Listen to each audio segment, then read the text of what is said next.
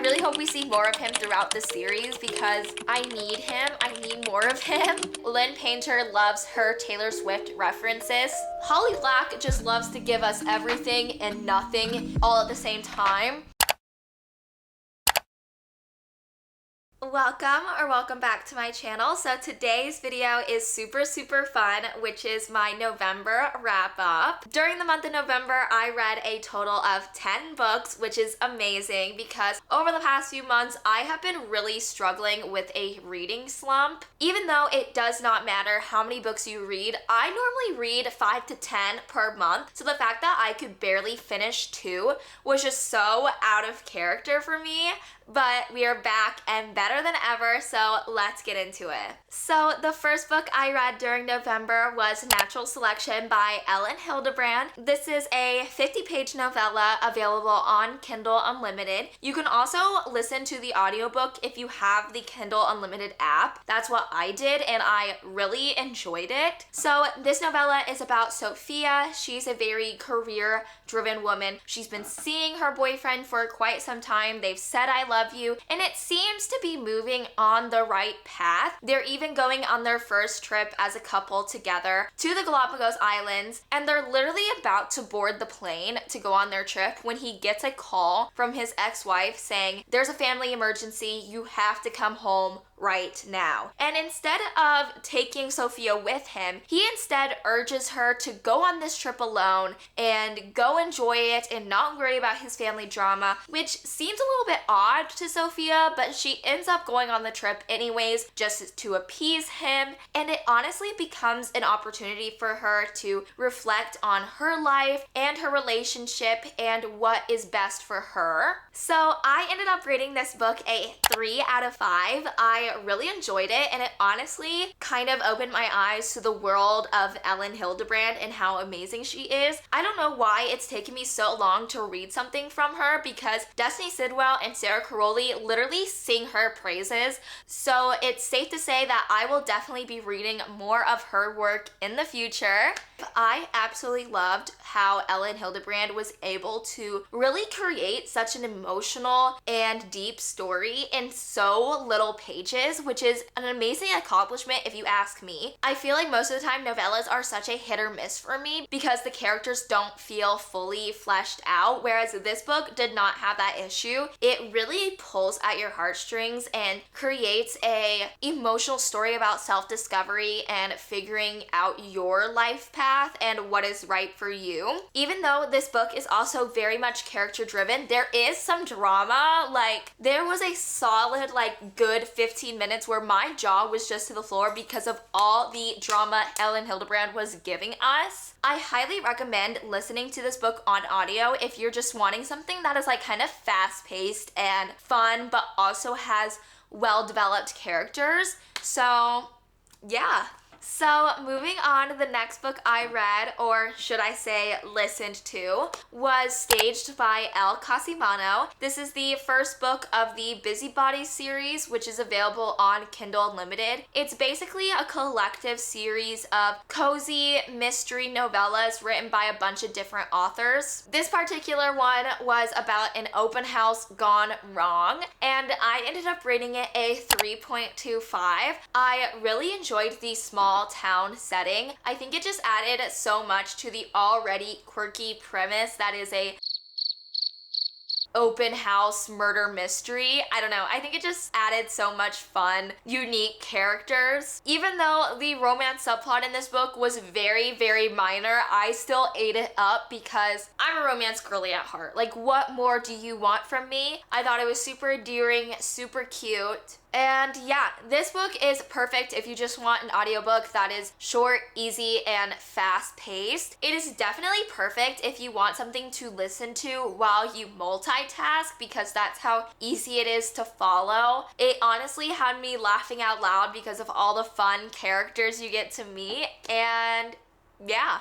So the next book I read was Non-Love by Ali Hazelwood. This is her newest release and it is about Rue and Eli. They meet through an online hookup app and they're literally at the hotel about to hook up when something happens that kind of stops them. It kind of ruins the mood, but there's still this chemistry and spark between them that you honestly just can't deny. But unfortunately, Rue has this rule that she does not do any repeats. She doesn't see the same person twice. So unfortunately, Eli is never going to see this girl again despite his best efforts. That is until he shows up at her workplace ready to take over the company. So this book is a workplace romance. It is a STEM romance because Rue is a biotech engineer. It is forbidden love because they're kind of on two opposing sides throughout the story. It's also he falls first. It's very dark and gritty and it's just filled with so much tension and angst and chemistry. I cannot stress that enough. This book is also not your typical Ali Hazelwood romance. It's a lot darker than her typical STEM romances, so make sure to look up trigger warnings before jumping into this book just to make sure that this is the right fit for you. With that being said, I ended up rating this book a 4.75. I devoured this whole thing. I loved it. I read it in one sitting and it was so worth it. I absolutely fell in love with both of the characters. Rue is such a fresh breath of air when it comes to Ali Hazelwood main female characters. She's just so blunt and straight to the point that I just found it so refreshing. It's definitely a 180 from the typical quirky Ali Hazelwood rom-com characters that we're used to. I also loved how down bad Eli was for Rue from day one. I feel like Ali Hazelwood constantly has made male characters that don't really want to be in a relationship. They're very broody and standoffish, and that was not Eli at all. My only complaint was that I kind of figured out the plot twist, unfortunately, but I honestly did not care because I was just so taken with Eli and Rue's relationship that everything else just didn't matter. I swear their chemistry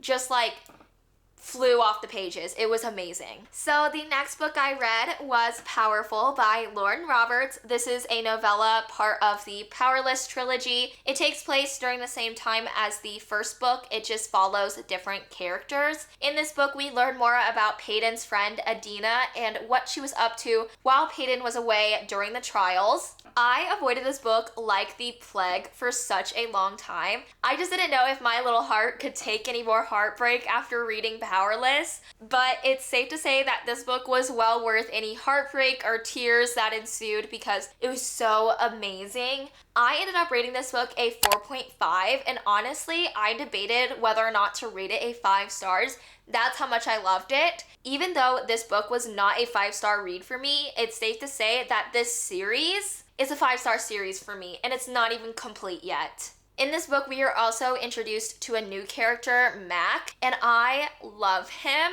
I think he's very similar to Kai, who is the main male character of Powerless, but in such a great way. I think they're like such mirrors to each other in a way. I really hope we see more of him throughout the series because I need him. I need more of him.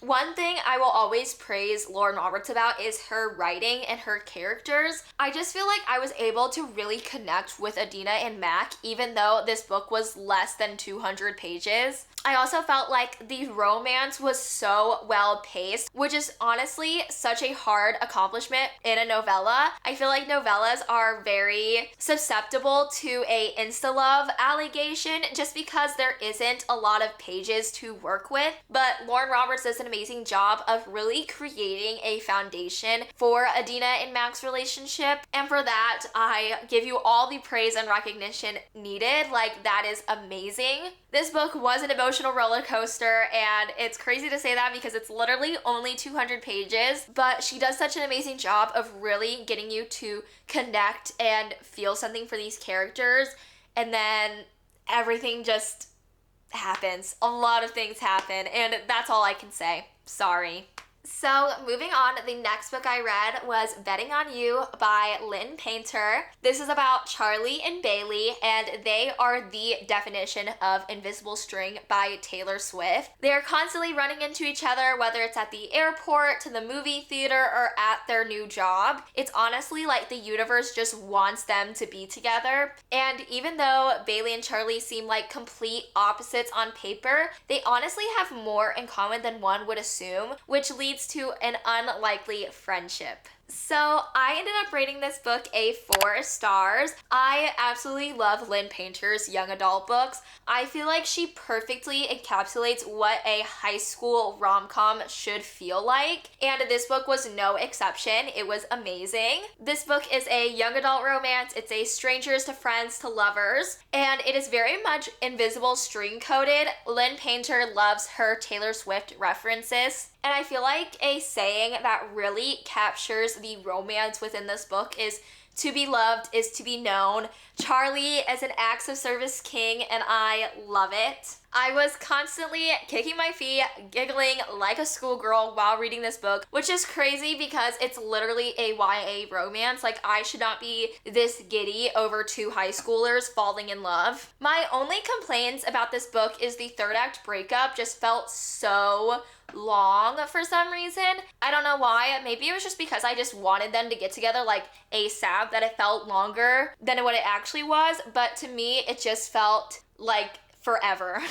This is also the first ever YA book that has ever made me feel immensely old. There were a lot of Descendants references, and that was kind of like my post-Disney era. I didn't watch Disney when that movie came out, so that made me feel very old, unfortunately. Nonetheless, please pick up this book. Please give Lynn Painter a try if you haven't already. I just feel like her young adult romances are her bread and butter. That is where Lynn Painter truly shines. So the next book of my November wrap-up was The Reunion Dinner by Jessie Q. Satanto, I want to say. This is the second book of the Busy Bodies series, which I mentioned previously is a collective series of a bunch of cozy murder mysteries written by a bunch of different authors. This one is about a family reunion dinner gone wrong. It is filled with a bunch of family drama and a bunch of secrets and twists and turns, and I ate it up. If there's one thing about me, it's that I love drama in a book, and this book gave me so much drama and so few pages. I ended up rating this book a 4 out of 5. I think this is definitely my favorite out of the series so far. I don't know why, but I just loved the twists and turns. I also really liked the female narrator that we got. It's in the POV of this Asian mother who gets to host her family's Chinese New Year celebration for the first year, and she's like so excited, and she's so excited to see her son, and then her son shows up with a fiance that she's never met, and so she is like scrambling. She is trying to figure out who this girl is, how did she meet my son, and why are they getting married, and it's just like so much chaos. I loved it. I cannot stress this enough. The Busybody series is like literally perfect if you want to listen to a fast-paced audiobook. You will not regret it, okay? So moving on, we're now on the 7th book of my wrap-up, which is The Wicked King by Holly Black. This is the 2nd book of the Cruel Prince trilogy, and it's really just about Jude and what life is like for her amongst the high courts of Elfame. She has finally gotten this high position of power and status that she has always dreamed about. However, it is not achieving that power that is the hard part. It is maintaining that power that proves to be difficult for Jude. She's constantly trying to learn more about the political standings that is the courts of Elfame, how to play the game, but more importantly, how to stay in the game.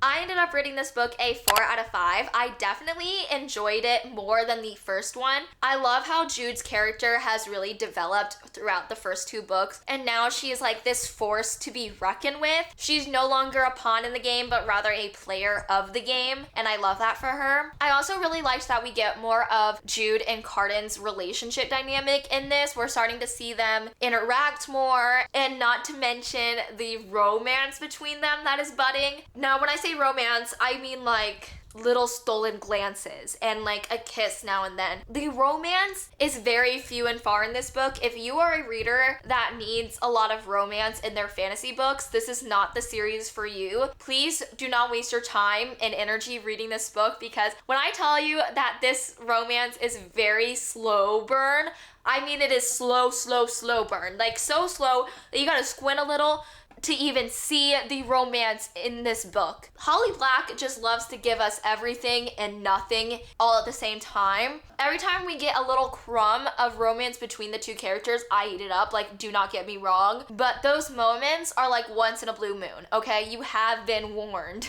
With that being said, I did really enjoy this book. I am so excited to read the third one because I think that's when we're really going to see romance between them. Like, come on, Holly Black, give me something. Come on. But I do think Holly makes up for the lack of romance through the amount of plot and drama that is happening and the political intrigue. The world building in this book is like no other. It is just so good. If you are someone that really likes politics in their fantasy books, I think this series is something that you should pick up. So the next book I read was Triple Duty Bodyguard by Lily Gold. This is about Briar, who is a famous actress who doesn't really have the best reputation. She is constantly painted as this very high maintenance, snobby person, and she recently has this incident with a stalker and a break-in, so she just doesn't feel very safe in her own home, and this leads her to hire 3 lived-in bodyguards who happen to be very attractive. So this book is a why choose romance. It is a bodyguard romance, and it's also she's famous, they're not. This book also deals with heavier topics like PTSD, sexual assault, mental health, things like that. So make sure to look up trigger warnings before jumping into this book. Do not let that cartoon cover fool you. This book is very dark, okay? I ended up rating this book a 3 out of 5. I really enjoyed it. I read this right after I finished The Wicked King, and it was honestly the perfect transitional book to read. I just wanted something that didn't need a lot of brain power, and this book definitely delivered on that front. It's spicy, it's fun, and it also has like that grittiness that we love in a dark romance. My main complaint is that the relationships between all 3 of the characters didn't feel very deep or emotional, which is fine, but it's something that I personally look for in a romance book. I want that deeper connection. I also felt like the polygamous aspect didn't feel as organic as some of the Lily Gold books I've read in the past. Like, I've read Nannying for the Neighbors, and their relationships just felt very more organic and go with the flow than these characters. Yeah, the one thing I will always praise Lily Gold about is that she is really able to differentiate the main male characters. I feel like in Why Choose Romances, sometimes the main male characters kind of just feel like the same guy, just in different fonts, but Lily Gold does a really good job of emphasizing their differences and the different relationship dynamics they have with the female protagonist. So if you're looking for a spicy, steamy bodyguard romance, this is the book for you. Please give it a try. Make sure to look up trigger warnings, and do not let that cartoon cover fool you, okay? Because it is so deceptive. So the next book I read was Crime of Fashion by Emma Rosenblum. This is the 3rd book of the Busybody series, but unlike the first 2, it doesn't deal with any murder. It is instead about a necklace that gets stolen during a fashion photo shoot. And honestly, because it kind of deals with fashion magazines and editorial and things like that, it reminded me a lot of The Devil Wears Prada, but like make it a mystery movie instead. I ended up rating this book a 3.5. I definitely liked it more than Staged, but it did not top The Reunion Dinner for me. I don't know why, but that book and the drama that ensued was just so good. This book was definitely a close second because I love fashion and I love The Devil Wears Prada. Like, that is probably one of my top 10 favorite movies ever. I also really liked that this book ended with kind of a morally ambiguous ending. It was definitely kind of a fun little twist that happened at the end that really left me wanting more. Honestly, if there's one thing that you take away from this video, it's that you should start the Busybody series. So we have reached our final book of this video, which is the Happy Ever After playlist by Abby Jimenez. This is about Sloane and Jason, and basically Sloane finds Jason's dog, and after weeks of contacting him, he finally picks up, and he explains that he's been on tour for the last couple of months and that he had no clue that the person that was watching his dog really just dropped the ball and was horrible. And being the nice person that Sloane is, she ends up offering to take care of his dog while he's away, and that when he comes back, he can come and pick up the dog. And while he's away on tour and Sloane is dog sitting, they kind of develop a friendship of sorts. They're constantly calling each other, texting each other. They kind of play like fun get to know you games, and let's just say a little bit of flirtation is also happening between them. This book is a he's famous, she's not trope. It's also very much a he falls first trope. Like literally from day one, Jason knows that Sloane is the girl for him, and we love that. I ended up rating this book a 3.25. I absolutely love Abby Jimenez and how she's able to kind of capture a rom-com but incorporate deeper themes like grief and losing a significant other. I could definitely tell that this was one of her older works. It just didn't hit as hard, and I felt like the romance wasn't paced as well as her previous books. This book honestly felt very insta-lovey. I think that's my main complaint about it. I kind of wish that there was more of a slow burn and a little bit more yearning and pining between the two, especially because the main character is dealing with losing a significant other in the past. I feel like it would have just made a little bit more sense. But with that being said, this book did make me cry, which is crazy because I feel like I haven't cried from a straight up romance book in such a long time. I feel like if a book makes me cry, it is 9 times out of 10 a fantasy book, because fantasy authors love to kill off favorite characters. They just do. They love to ensue heartbreak and trauma. But yeah, this book made me cry. The ending was just so cute and endearing, and I honestly could picture it like a movie. It was crazy. I loved it. It was a little bit cheesy, but I loved it and I appreciated it, and it just made my romance girly heart sing, okay? And that is it for my November wrap up. I hope you enjoyed. If you did, make sure to give this video a big thumbs up. Comment down below how many books you read during November and what your favorite book of the month was. Lastly, make sure to subscribe for more videos. I try to post every week, so make sure to subscribe so you don't miss out, and I will see you next time. Goodbye.